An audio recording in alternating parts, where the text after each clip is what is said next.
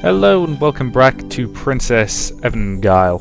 So, yeah, as I was saying, is it just me or does anybody else really want to set this school on fire? Because just the attitudes of everybody in it basically are my least favourite elements of humanity. Because as a general rule of thumb, the worst of humanity are convinced that they are better than the rest. And that's just flat out arrogance and idiocy. Because let's face it, I suck. You suck. I'm willing to bet that 99.9 recurring percent of the human race suck in one way or another. It's only when we admit that and work to make ourselves better that you actually get any progress in a positive direction. Still, anyway, I guess I can't stand people who are convinced they're better than other people. Well, now that I know what she's thinking, we can fix it. I'll talk to her again tomorrow. Yes, please do your best. After all, you pledged yourselves to each other once. What? You did? No, it's not like that. Look, where did that come from, Riku-san? Am I wrong? That is what I assumed it meant to be childhood friends. No, the term does not have that implication at all. Riku-san was intelligent, but she was also the kind of girl who'd never seen boxes before, and well, then there was her reaction to our handshake too. She was the kind of person who showed that being intelligent and being knowledgeable were not necessarily the same thing. What the hell is going on outside? It's got to be some roadworks or something, because I can hear something that sounds like a jackhammer, but it's just far enough away that I can't tell for certain. Look at me, I'm so flustered. I apologise for startling you.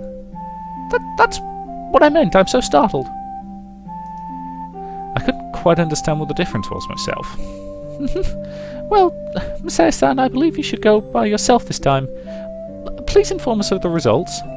Roger.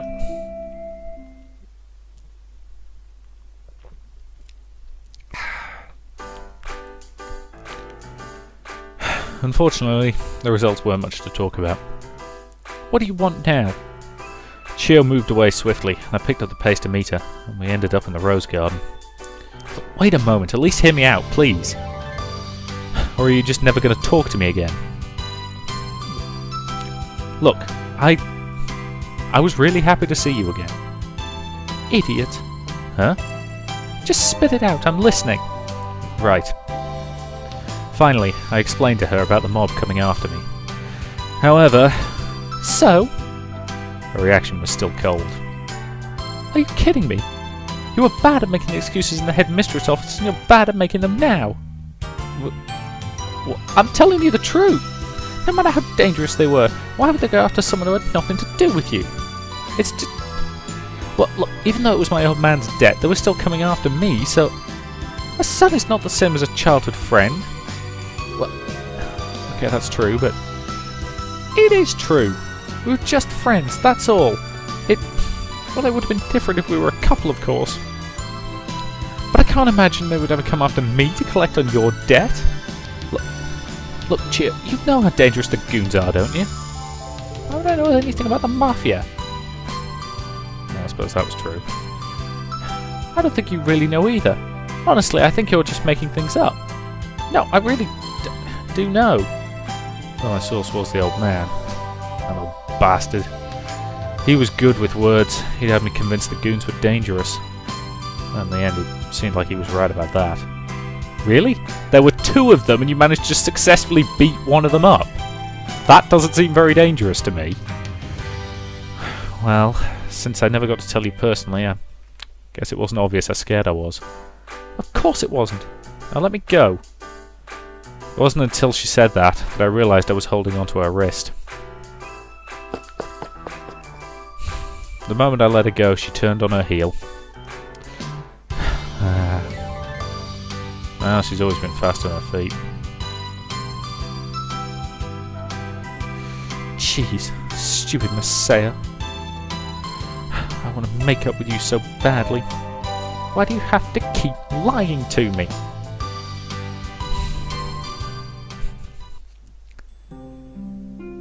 And yeah, that's how it turned out.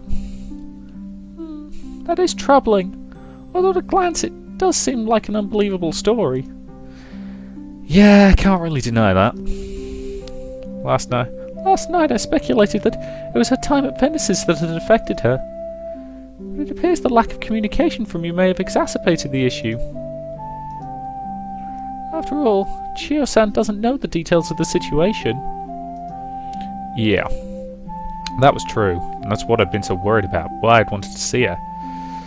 I couldn't count the number of times I'd found myself somewhere, looking up at the sky, eyes filled with tears as I thought of Chio, and of my friends. But I couldn't make her understand, and not knowing the circumstances was making it worse. Chio-san's heart appears to have entered a deep freeze over the past year. Yeah, you might be right about that. But it may be Masaya-san's warm passion that'll melt that ice. Right. Well, that's why the conversation stalled. Ryuko-san's mention of warm passion didn't seem to have any kind of concrete plan attached to it. I did have an idea. Masaya-san's concerns proved correct in the end, which means... What if we simply demonstrated it to her? Demonstrated what? The danger of the goons. Well, they came up to me just because they saw us together in that restaurant. So what if the same thing happened with Chio-san in my place? I see. Lure them out, but... No, wouldn't that be a little dangerous? What do you mean? You're excellent in a fight, after all. I am? I don't really think so. But then, they must simply be poor fighters. But we don't know for sure if that's the case. The truth was, I haven't had a day's worth of real training.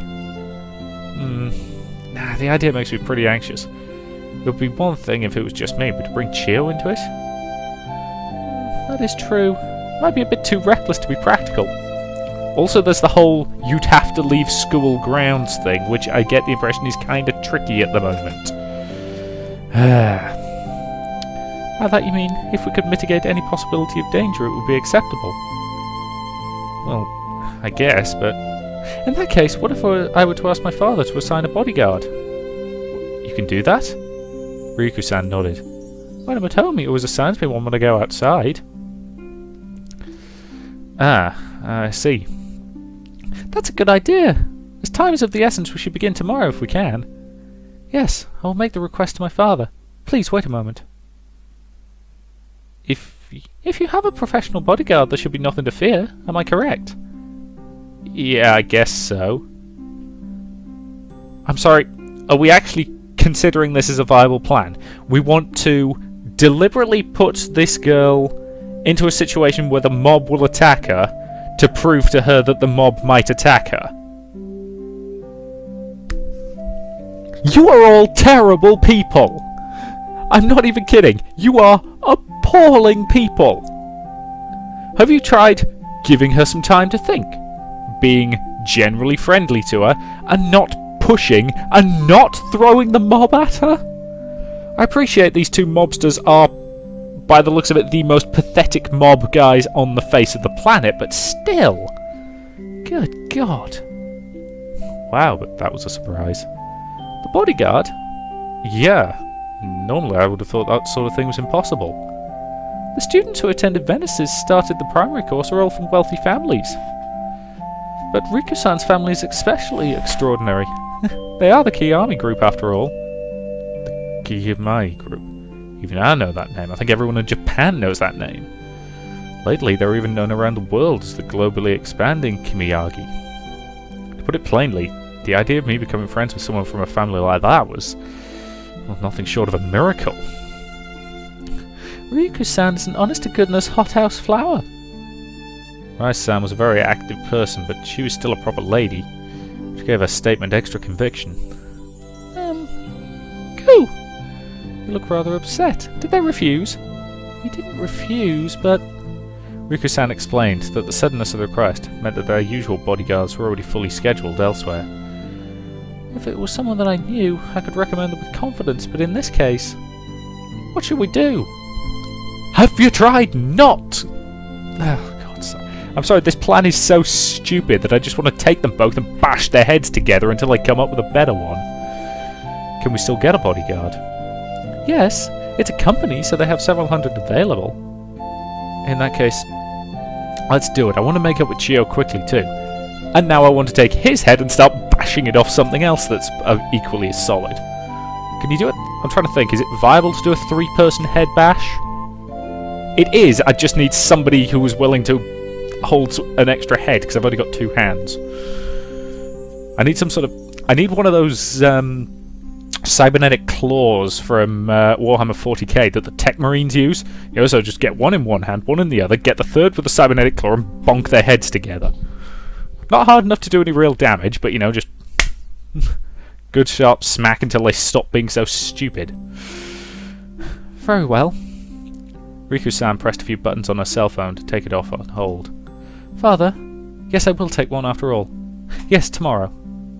And from there, the 3 of us worked out the finer points of our plan, and I prepared for tomorrow. This plan is really, really stupid. I mean, to a degree that is truly exceptional.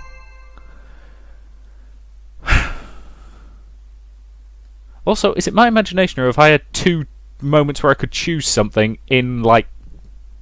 What part number are we up to now? 8, 9? Somewhere in that region. The next day I was hiding by the gate, waiting for the others to show. Ah, here they come. Hey, Riku-san, can we really leave school grounds? Yes! It was a little surprising. She had heard there were people who left school grounds now and then, but she would never have figured that Riku was the type. Chio-san, are you hungry? Yeah, now you mention it, I skipped dinner. I'm glad to hear it. I've heard that the food at the Papatoya Moon Rock is simply delicious. Is this your first time going there? Well, the truth is I leave campus so rarely. That's true. So today is your first time? Yes. Why so suddenly? Did something happen? Yes, something wonderful. That's what I wish to celebrate today. I see. She didn't know what it was, but she wanted to celebrate it with all her heart. Ruiku was the first and dearest friend she'd made at Venice's. If I may, you've been friends with Masaya-san since childhood, have you not? Well, yeah. I wish that you'd told me. Well, it's just what? I was a little embarrassed, I guess. Is that so? What? It was my first time seeing him in a long time. I've known him since he was in short pants. I see. All of my childhood friends are still here with me, after all. That's right. I guess you've all been living here since primary course. Yes, so I can't imagine what it would be like to have a male childhood friend. To be honest, I'm envious of you. I don't think it's very enviable. Is that so? But when I first questioned you about the subject, you told me that Masaya-san wasn't a bad person. You remembered that, I guess. I've since realised that this is truly how you feel. We're at the school gate. How do we get out? Ruiko checked the time on her wristwatch. It should open soon. What? What could she mean? Before Chio had time to think on that question, the gate opened with a heavy sound. What? Why did it? Now, Chio-san, let us depart. Right. As Chio walked through, she heard Ruiko's footsteps slow, suspicious. She turned back around. For some reason, Ruiko was standing within the school walls. What's wrong? Her only response was a bright smile. And just then, someone ran out from beside Ruiko. Chio gasped in shock. Ah! Ruiko remained calm, however, as if she knew who was coming. Chio! Masaya! It was her childhood friend, running towards her. Before she could react, he'd grabbed her hand. Good luck! Thanks.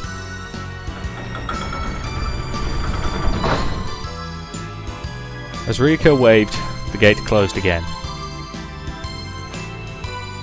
Hey! What's going on here? Chio recovered from her stupor and clung to the gate while trying to shake me off. But no matter how hard she hit me or flailed around, I wasn't letting go.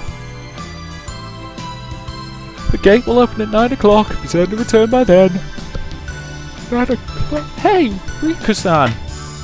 Farewell! And with that last graceful word, Riku-san disappeared down the path. What is... Wait, Masaya, what's going on here? Come on, don't be so mad. Teachers probably won't find out.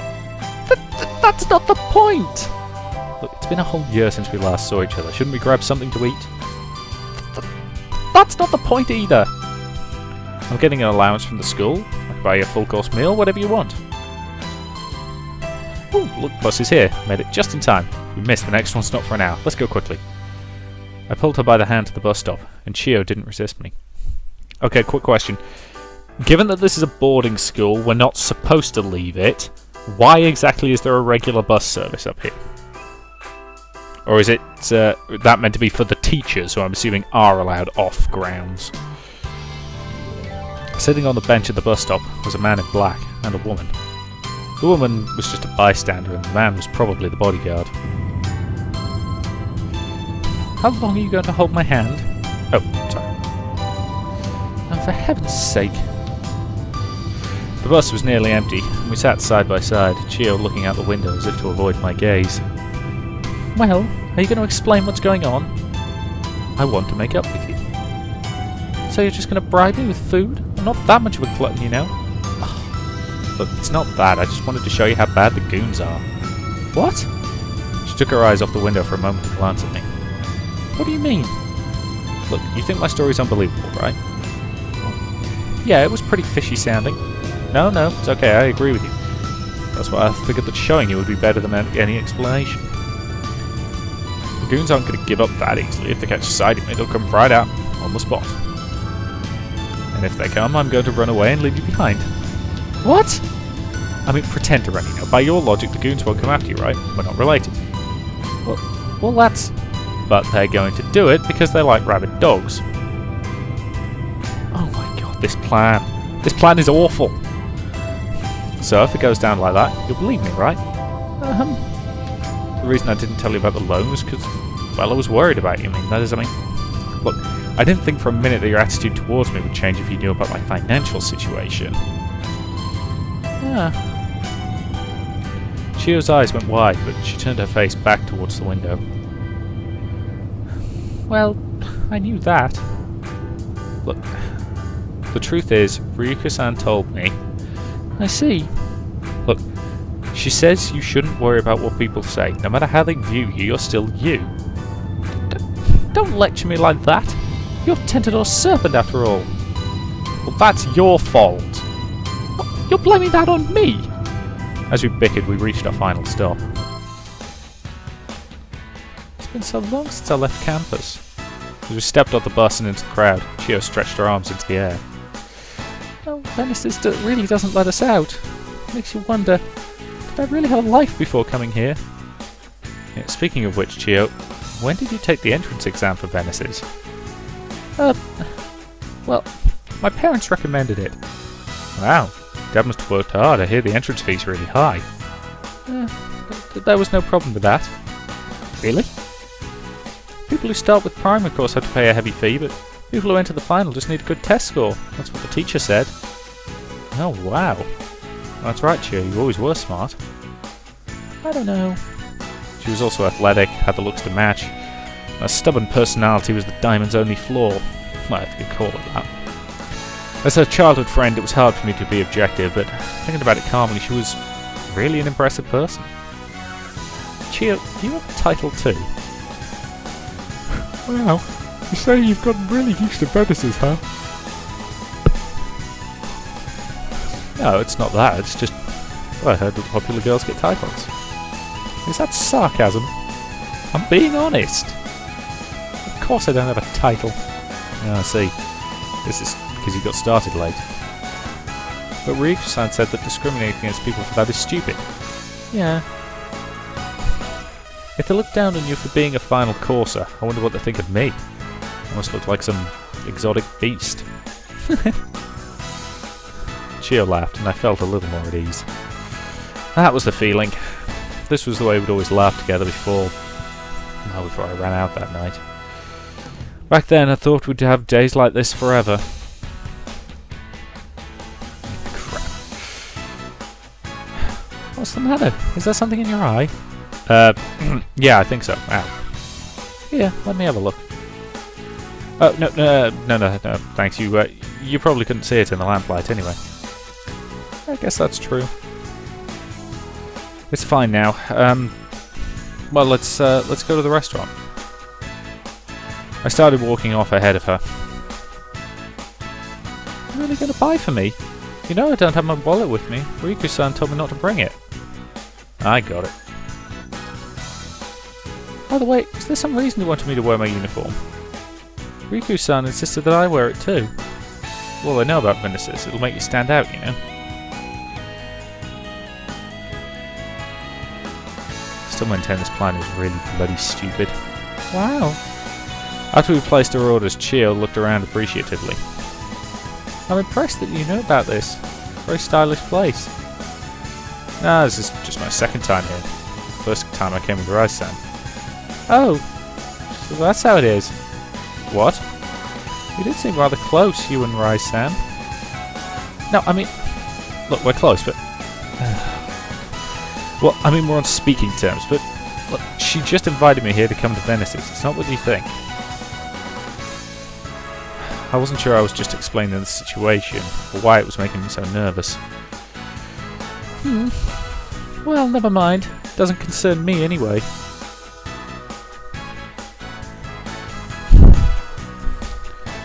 But I really was surprised. Chio's elbows were on the table, face resting in her hands as she stared off to the side. I never knew your family was that badly off. I mean, I sort of had a feeling about it, but... Well, I never knew it was that bad. And that's because your parents always helped us out. I wasn't exaggerating to say that, if not for Chio's parents, well, I might well have starved to death. I avoided the subject because I didn't want to cause any more trouble for them. Keeping us at a distance? Maybe I was, but now I'm completely out of sympathy for the old bastards. The old bastard? My old man. When I think about what he did to me before I came to Venice's, I'm glad that I hid it. Saya? Oh, that reminds me. I took on a cheerful tone to try and dispel the darkness hanging over the conversation. That's something I've been wondering about, and I think you probably know what I'm talking about. What did you want to ask me on graduation day? I'm not going to tell you. Well, that was ages ago, it's just... Look, it's too late to bring it up now. Well, I guess that's true.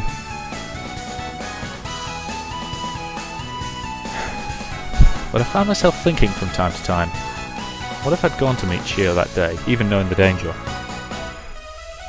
Would that have changed the course of my whole life? Although there was a high possibility that whatever she had to say wasn't that important too. I glanced outside the restaurant and shifted back suddenly in my chair. Chio noticed a sudden change in my mood and turned back to me quickly. They're here. Is this just a really small town or something? What? The goons. Okay, just like we planned, here I go. Wait a minute! I stood up, and she reached out to grip my hand. It's fine, it's all just an act. I'll be watching you over from close by. Also, did you see the man in the black suit on the bus before? Yeah, he did seem a little strange. He's a bodyguard we hired just in case. Riku-san called him in. Okay, I'm going now. You stay right where you are, Chio. Right, I will. I checked to make sure that he'd let go, and then left the table. I was so anxious that the hair stood up on the back of my neck, but the plan should be foolproof.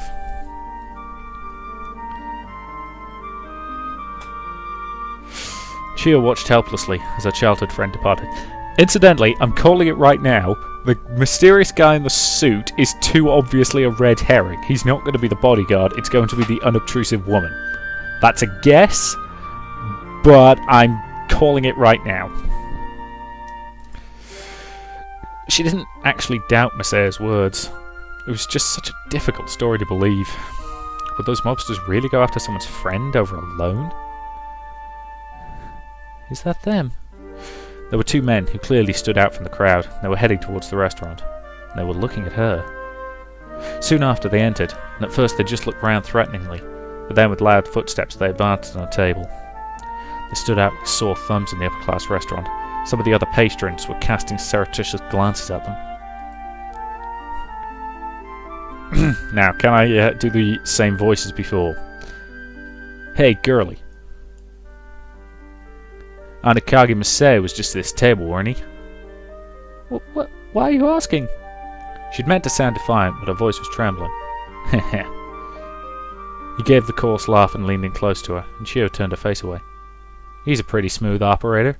You know, he was in with some other pretty Venice's girl a while back. And now he's here, eating dinner with you. Hey, did you know about that? He's got a lot to learn, though. He can't take different girls to the same restaurant. He's got to be more cautious about that stuff.